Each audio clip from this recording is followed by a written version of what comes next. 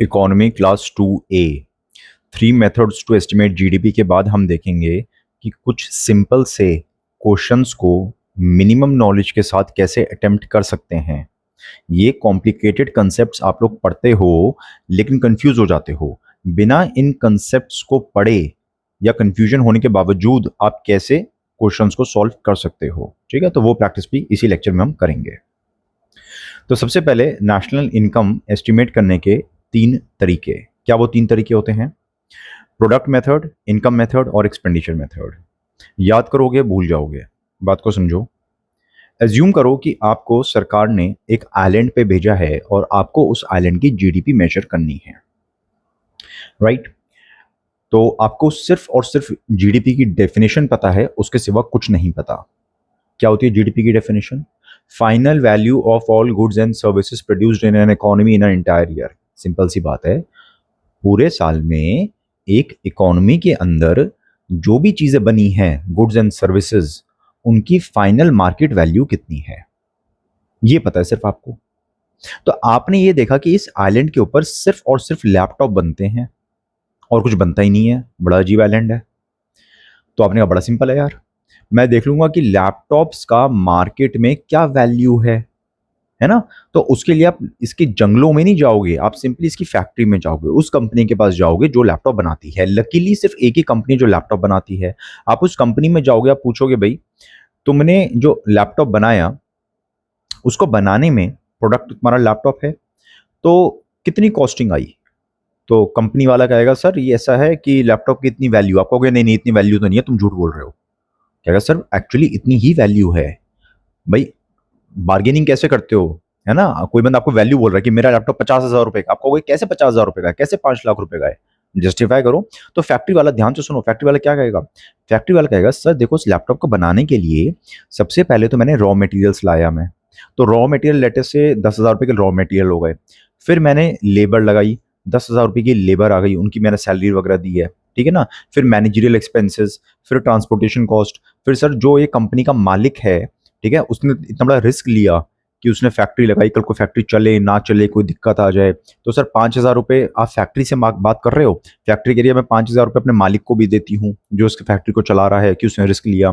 फिर सर हमारे जो आउटलेट्स हैं, अलग अलग दुकानें हैं, उनके थ्रू ये लैपटॉप बिकते हैं बाजार में, तो जो बेच रहा है रिटेलर, दुकानदार, उसका भी थोड़ा रिस्क है ना, तो उसको भी थोड़ा प्रॉफिट चाहिए, तो 5,000 रुपये उसका प्रॉफिट हो गया। तो सर इस तरह से मार्केट में जो उसकी लैपटॉप की वैल्यू बनती है वो बनती है सर 50,000 रुपये। तो अब आप सेटिस्फाइड हो गए कि हाँ ये फैक्ट्री बिल्कुल ठीक बोल रही है कि मार्केट में जो वैल्यू है इस लैपटॉप की 50,000 रुपये, वो बिल्कुल ठीक है। तो आपने कह दिया भाई लेटेस्ट से एक साल में 100 लैपटॉप बने, पूरे साल में 100 लैपटॉप बने हैं, तो 50,000 इंटू 100 यानी कि 50 लाख रुपए। तो इस आइलैंड की जीडीपी हो गई 50 लाख रुपए, ठीक है। ये कौन सा मेथड था? Product method. फोकस किसके ऊपर था हमारा? हमारा फोकस था लैपटॉप के ऊपर, प्रोडक्ट के ऊपर हमारा फोकस था कि ये प्रोडक्ट की मार्केट वैल्यू फाइनल कितनी है। आपको जस्टिफाई हो गया कि हाँ ये लैंड, लेबर, कैपिटल, दुनिया भर की इन्वेस्टमेंट, मतलब खर्चे कर करके और मालिक का भी प्रॉफिट निकाल के और मार्केट वैल्यू इतनी बैठी, इसलिए that is the product value, ठीक है। जीडीपी निकल गई। दूसरा मेथड होता है इनकम मेथड। आपके दिमाग में शक हुआ, आपने कहा कि ये फैक्ट्री कह रही थी कि इसने लेबर को 10,000 रुपये दिए थे और इसने मालिक को 5,000 रुपये दिए थे, वगैरह वगैरह, क्या ये सही है? जाके उनसे पूछता हूँ। तो आपने देखा कि इस पूरे आइलैंड पे कौन कौन लोग काम करते हैं, किस किस की कुछ इनकम है, ठीक है। तो आप लोगों के घरों में गए, आपने पूछा जी कौन कौन पैसे कमाता है। लोगों ने कहा कौन कौन क्या कमाता है? अरे एक तो फैक्ट्री है पूरे आइलैंड पे, बस जी, उसी में सब लोग काम करते हैं। फैक्ट्री या उसके जो फैक्ट्री का आउटलेट है वहीं पे हम सब लोग काम करते हैं, और कोई काम धंधा ही नहीं है पूरे आइलैंड के ऊपर। तो आप पूछोगे आप लोग अपनी इनकम बताओ कितनी है, तो ये इनकम क्या आएगी? ये इनकम अल्टीमेटली वही आएगी जो फैक्ट्री ने खर्चे किए थे। इनमें से एक घर था जिसने रॉ मटेरियल सप्लाई करे थे फैक्ट्री को, एक घर था जिसने लेबर सप्लाई करी थी, एक घर था जिसमें से फैक्ट्री का मालिक आया था, है ना। यानी कि इनकम मेथड में क्या होता है?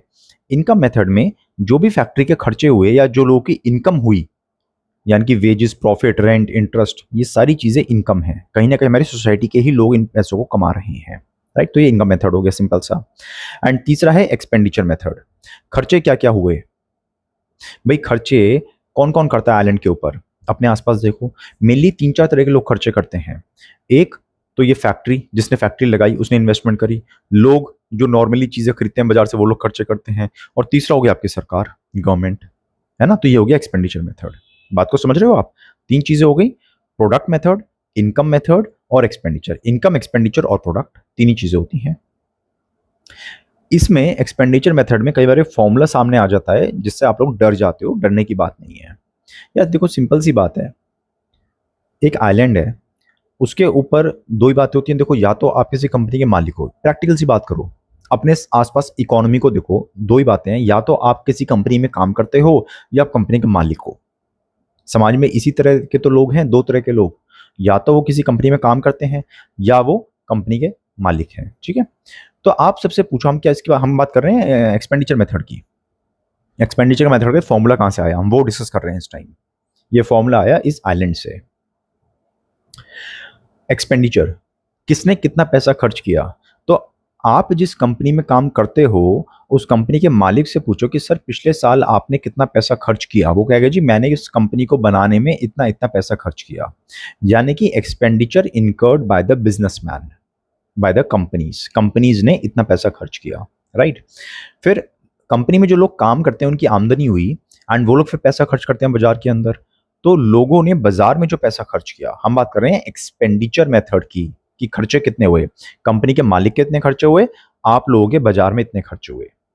आप दोनों के सिवा कौन है? जब लड़ाई होती है तो कौन बीच में आता है? सरकार बीच में आती है लड़ाई सॉल्व करने के लिए।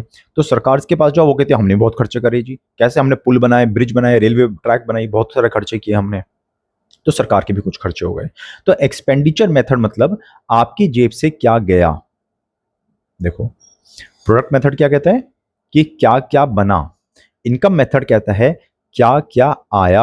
आप लोगों के पास गए थे, आपने पूछा ना तुम्हारे पास क्या क्या आया। लोगों ने कहा जी हमें वेजेस मिली, हमें प्रॉफिट मिले, हमें इंटरेस्ट मिला, रेंट मिला, फैक्ट्री से हमें सब मिलता है, हमारी आमदनी सारी फैक्ट्री से होती है। तो क्या क्या मिला वो इनकम में आया। क्या बना, प्रोडक्ट मेथड। क्या आया, इनकम मेथड। और क्या गया, एक्सपेंडिचर मेथड। कंपनी के मालिक का क्या गया, इन्वेस्टमेंट, जो उसने इन्वेस्टमेंट करी वो उसकी जेब से बाहर गई। आप लोगों का क्या गया, पैसे गए बाहर, जो आपने कंजम्पशन करी, सीज कंजम्पशन, जो आप लोगों ने खर्चे करे। ठीक है, सरकार की क्या एक्सपेंडिचर थी, दैट इज जी, सरकार की जेब से क्या क्या गया। एंड ओवरऑल इस आइलैंड ने कुछ चीजें एक्सपोर्ट भी करी होंगी, ठीक है ना, जहाजों में बिठा के चीजों को एक्सपोर्ट कर दिया होगा, तो दैट इज नेट एक्सपोर्ट। भाई कुछ चीजें आई भी होंगी, कुछ चीजें गई भी है, बट ओवरऑल मान लो हमने एक्सपोर्ट करी हैं चीजें, तो एक्स माइनस एम। तो इस आइलैंड से नेट किया गया। तो दिस इज एक्सपेंडिचर मेथड। इसलिए इस आइलैंड की इकोनॉमी को आप एक्सपेंडिचर मेथड से नाप सकते हो, इनकम मेथड से नाप सकते हो। पूछो सबसे, भैया तुम्हारी इनकम कहाँ कहाँ से हुई, लोगों की इन इन तरीकों से इनकम होती है। या आप प्रोडक्ट में चले जाओ कि जो प्रोडक्ट बना उसकी क्या कॉस्ट जस्टिफाइड है, हाँ जी है, इस तरह से उसमें वैल्यू एडिशन हुई थी, राइट। अब इसमें छोटी सी डबल काउंटिंग आ सकती है। ये तो सिर्फ एक लैपटॉप की फैक्ट्री थी, लेकिन हमारी इकोनॉमी में तो बहुत सारा सामान बनता है। तो डबल काउंटिंग कैसे हो सकती है? मान लीजिए लैपटॉप बनना था, तो लैपटॉप के लिए उसके चिप बने, मदरबोर्ड बना, स्क्रीन बनी, कीपैड बना, चार्जर बना, बहुत सारी चीजें बनी। तो आप इन सबकी भी अगर इंडिविजुअल की कीमत ऐड करते रहोगे और फिर लैपटॉप की भी कीमत ऐड करोगे, वो तो डबल काउंटिंग हो जाएगी ना। क्योंकि जब आपने लैपटॉप की कीमत ऐड करी प्रोडक्ट मेथड में, आपने देखा भाई लैपटॉप कितने का बना, तो यानी कि ऑलरेडी लैपटॉप की वैल्यू के अंदर उसके चिप, स्क्रीन, मेमोरी, रैम, दुनिया भर की कंपोनेंट्स की वैल्यू ऐड हो चुकी है ना एक तरह से लैपटॉप के अंदर ही। तो डबल डबल क्यों काउंट कर रहे हो? इसीलिए डबल काउंटिंग को अवॉइड करने के लिए हम प्रोडक्ट मेथड में सिर्फ और सिर्फ फाइनल गुड्स की ही वैल्यू देखते हैं, हम इंटरमीडिएट गुड्स की वैल्यू नहीं देखते। जो छोटे छोटे कॉम्पोनेंट है जिनसे फाइनल गुड्स बनते हैं उनकी वैल्यू नहीं देखते हैं। ठीक है, ज्यादा मुश्किल चीजें नहीं है। अच्छा, सिंपल सा क्वेश्चन है कि जीडीपी कैलकुलेट करने के तरीकों में प्रोडक्ट मेथड है, इनकम, एक्सपेंडिचर, है ना। डिमिनिशिंग कॉस्ट मेथड नहीं है। डिमिनिशिंग कॉस्ट किस में होता है? डिप्रिसिएशन में। आपने आज गाड़ी ली 10 लाख रुपए की, अगले साल उसकी मार्केट वैल्यू कितनी हो गई? अगले साल अगर बेचने जाओगे तो 9 लाख की बिकेगी, शायद 8 लाख की बिके। उसके अगले साल बेचने जाओगे शायद 6 लाख की ही बिकेगी वो, उसके अगले साल शायद 5 लाख की ही बिकेगी। तो गाड़ी की वैल्यू अपने आप कम हो रही है, डिप्रिशिएट हो रही है। इसको बोलते हैं डिमिनिशिंग कॉस्ट मेथड। तो डिमिनिशिंग कॉस्ट मेथड किसी चीज की डिप्रिसिएशन नापने के काम आता है। ओके, हमारा उद्देश्य क्या है? हमारा उद्देश्य ये है कि हम इस तरह से पढ़ाई करें कि अनएक्सपेक्टेड क्वेश्चंस को भी हम सॉल्व कर पाएं। अगर हम बेसिक कंसेप्ट भी भूल जाए तो भी हम सॉल्व कर पाएं। तो इसीलिए मैं आपको बता रहा हूं कि किस तरह से आप क्वेश्चंस को सॉल्व कर सकते हो एग्जाम हॉल में बैठे हुए, बिना डरे हुए। लेवल ऑफ पर capita GDP depends on which of the following. कोई बात नहीं, पर कैपिटा पता है कि GDP divide by the total population, ये तो कॉमन सेंस की बात है। अब बस हमने ऑप्शंस को देखना है। Proportion of population in the working age. अच्छा, एग्जाम हॉल में कैसे सोचूंगा? वर्किंग एज पॉपुलेशन कितनी है? मान लो किसी आइलैंड पे 100 लोग थे, ठीक है, 2 आइलैंड थे, एक पे तो 100 में से 90 लोग वर्किंग एज पॉपुलेशन में हैं और दूसरे आइलैंड में मात्र 10 लोग वर्किंग एज में हैं। बाकी 90 लोग उनमें डिपेंडेंट हैं। 10 लोग काम करने चाहते हैं, बाकी 90 लोग जैसे छोटे बच्चे हो गए या बूढ़े लोग हो गए जो काम नहीं कर सकते बेचारे, है ना। तो ये 90 लोग वो हैं डिपेंडेंट्स और सिर्फ 10 लोग काम करते हैं। और इस आइलैंड पे 90 लोग काम करने जाते हैं और छोटे बच्चे और बुजुर्ग बहुत ही कम है, सिर्फ 10% है। आपको क्या लगता है किसकी जीडीपी ज्यादा अच्छी होगी, किसकी पर कैपिटा जीडीपी ज्यादा होगी? पहले वाले की होगी ना। तो हाँ, यानी कि proportion of population in working age से पर कैपिटा जीडीपी वेरी करेगी। चलो, सेकंड है वर्क पार्टिसिपेशन रेट। जो LFPR होता है ना, लेबर फोर्स पार्टिसिपेशन रेट, ये वही चीज है। नाम से भी पता चल रहा है, अभी तक हमने किसी टेक्निकल चीज में तो गए नहीं, हम तो नॉर्मल चीजें पढ़ रहे हैं, है ना, कॉमन सेंस का यूज कर रहे हैं। वर्क पार्टिसिपेशन यानी कि काम में, इकोनॉमी के अंदर जो भी काम हो रहा है उसमें कितने लोग पार्टिसिपेट कर रहे हैं। तो ये भी कुछ कुछ ऐसा ही हो गया। वर्किंग एज के सब लोग काम नहीं करते, है ना, लेकिन जो लोग काम कर रहे हैं उसको हमने कह दिया जी वो वर्क पार्टिसिपेशन रेट है। जितने लोग नौकरी कर रहे हैं, कुछ काम धंधा कर रहे हैं या काम धंधा करने के लिए इच्छुक हैं, अनएम्प्लॉयड है लेकिन काम करना चाहते हैं, तो वो सब वर्क पार्टिसिपेशन रेट में आ गया। ऑब्वियस सी बात है, जिस इकोनॉमी में 90% लोग काम करना चाह रहे हैं या ऑलरेडी काम कर रहे हैं उसकी इकोनॉमी ज्यादा होगी, जीडीपी पर कैपिटा ज्यादा होगी। और जिसमें सिर्फ 10% लोग ही काम करते हैं, बाकी 90% तो बस अपना मतलब काम नहीं कर पा रहे बेचारे, तो उसकी इकोनॉमी पर कैपिटा जीडीपी कम होगी। तो ये भी मुझे कॉमन सेंस से ठीक लग रहा है। तो बस दिमाग को ठंडा रखो यार। अगर अभी दिमाग को ठंडा ही नहीं रख पाओगे ना, तो कलेक्टर की कुर्सी पे बैठ के दिमाग को ठंडा बिल्कुल नहीं रख पाओगे और यूपीएससी को चीज दिख जाएगी। इसलिए आप कभी उस कलेक्टर की कुर्सी तक पहुंच ही नहीं पाओगे। इसलिए दिमाग को ठंडा रखो। पर वर्कर प्रोडक्टिविटी, एक इकोनॉमी के अंदर सब लोग सिर्फ और सिर्फ खेती बाड़ी करते हैं और दूसरी डेवलप्ड इकोनॉमी है उसके अंदर लगभग हर इंसान सिर्फ आईटी सेक्टर में काम करता है, सेमीकंडक्टर चिप्स बनाता है, एआई पे काम करता है। आपको क्या लगता है कौन सी इकोनॉमी की per capita GDP, per capita income ज़्यादा होगी? मेरे ख्याल से per capita GDP, per capita income हर तरह से इस इकोनॉमी की कम होगी, है ना, एग्रीकल्चरल इकोनॉमी की। और इस डेवलप्ड इकोनॉमी की ये सारे मेजर्स ज़्यादा होंगे। सारी कॉमन सेंस की बातें हैं यार, लेकिन कॉमन सेंस में बच्चे मिस्टेक कर देते हैं। अभी आसान लग रहा होगा लेकिन खुद से करोगे तो मिस्टेक हो सकती है, इसलिए चीज़ों को खुद से रिवाइज करो। चलो, अभी तो आईएएस वाला क्वेश्चन है। National income of a country for a given period is equal to. जल्दी जल्दी पढ़ोगे ना तो सारे ऑप्शन बिल्कुल ठीक लगेंगे, सारे ऑप्शन बिल्कुल ठीक लगेंगे, लेकिन क्योंकि हम ये चीज़ों पर पढ़ चुके हैं इसलिए हम कॉन्फिडेंटली कह सकते हैं कि डी सही है, एबीसी गलत है। पहली बात तो ये है, देखो डी की डेफिनेशन बिल्कुल ठीक है, money value of final goods and services produced. जो हमने डेफिनेशन जनरली सुनते रहते हैं ये उसे सबसे ज़्यादा मैच कर रही है, इसको सही मार्क कर दोगे आप।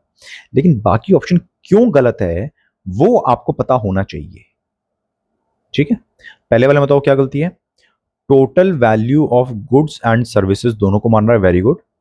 प्रोड्यूस्ड बाय नेशनल्स, नहीं, नेशनल्स वाली चीज थोड़ी सी चलो देख लेंगे, लेकिन फिलहाल एग्जाम्पल लिखा है टोटल वैल्यू। अब टोटल वैल्यू गलत है ना, क्यों भाई? आइलैंड के ऊपर किसी ने चिप बनाए थे लैपटॉप के, किसने स्क्रीन बनाई, किसने कीबोर्ड बनाया, किसने रैम बनाई, किसने हार्ड डिस्क बनाई। तो total value of goods and services में तो वो कॉम्पोनेंट भी आ जाएंगे छोटे छोटे।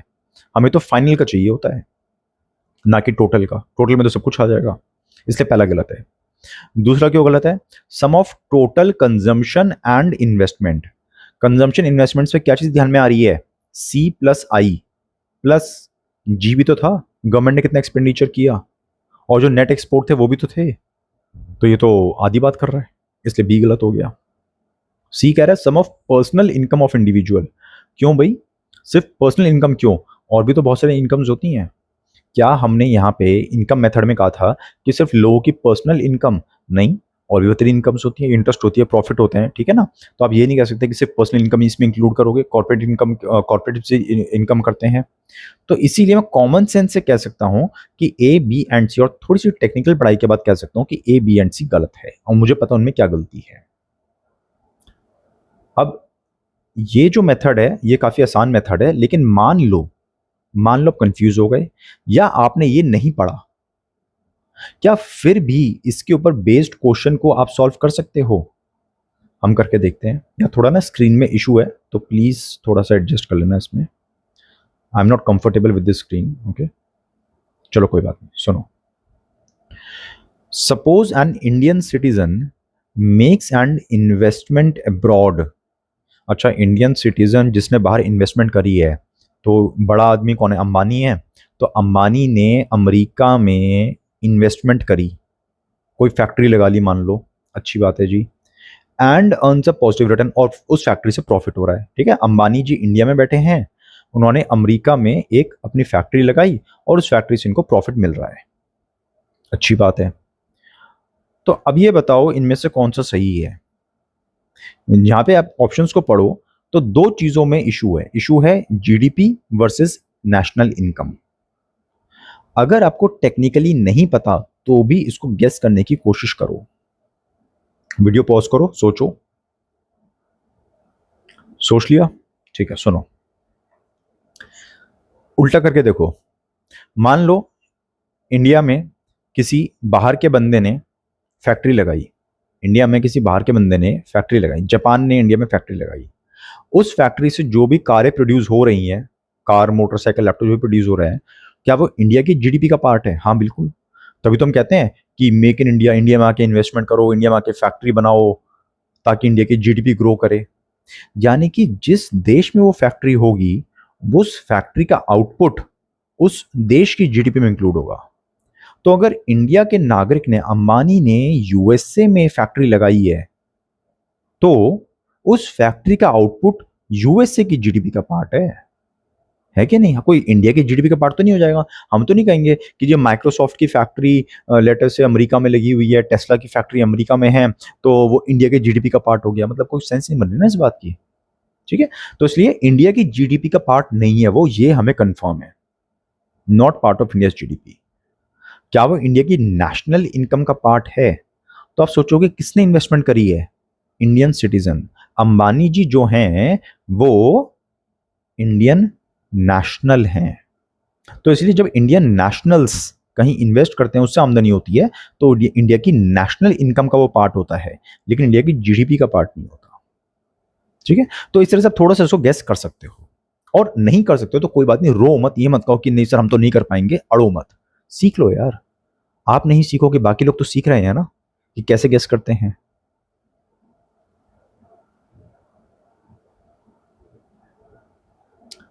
सॉरी, एक सेकेंड।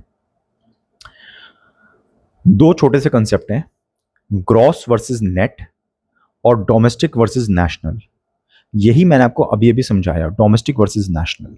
डोमेस्टिक मतलब जो आपकी बाउंड्री के अंदर हो रहा है, और नेशनल मतलब जो इंडियन नेशनल्स। अंबानी जी लंदन गए और लंदन में उन्होंने फैक्ट्री लगा दी, है ना, तो है तो इंडियन सिटीजन, तो इसलिए उनकी जो इनकम होगी वो इंडिया की नेशनल इनकम का पार्ट है, ग्रॉस नेशनल प्रोडक्ट का पार्ट है, राइट। ऐसे ही इंडिया में मान लो ब्रिटेन ने फैक्ट्री लगाई, एक फैक्ट्री लगाई, तो इस फैक्ट्री से जो इनकम हो रही है वो इंडिया की जीडीपी का पार्ट है, लेकिन ब्रिटेन की जीएनपी का पार्ट है। तो डोमेस्टिक और नेशनल में फर्क समझ गए, जो हमने नीचे एग्जाम्पल में डिस्कस किया था अभी क्वेश्चन के अंदर, ठीक। सेकेंड डिफरेंस आता है ग्रॉस और नेट के अंदर।